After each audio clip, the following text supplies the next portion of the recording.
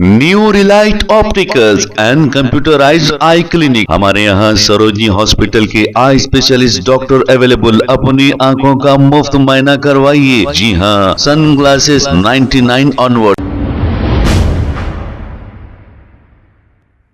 अस्सलाम वालेकुम नाजरीन, 7H न्यूज सच को रखे आपके आगे। नाजरीन, ये जो देख रहे हैं ये सड़क का क्या हाल है। ये मंजर अकबर प्लाजा मलकपेट जंक्शन का है। यही नहीं, शहर की तकरीबन सड़कों का ऐसा ही हाल है। अब रेवंत रेड्डी साहब को कहां फुर्सत है, ये किसी के हवाले पूरी पार्टी कर दिए हैं और इनका ना ही कोई एमएलए नजर आता है, ना इनका कोई चेयरमैन नजर आता है। सड़कें तो बर्बाद हो चुकी हैं, अवाम तो तकलीफ उठा रही है। अब हम ये पूछना चाहेंगे, इन सड़कों पर चलने का क्या बाइक हो या कार हो, इन लोग टैक्स नहीं दे रहे हैं? जब टैक्स दे रहे हैं तो आपका काम ये बनता है कि रोडों को दुरुस्त करें, लेकिन शहर की सारी सड़कों का ऐसा ही हाल है और रेवंत रेड्डी को इसकी कोई फिक्र नहीं। आइए देखते हैं ये रिपोर्ट।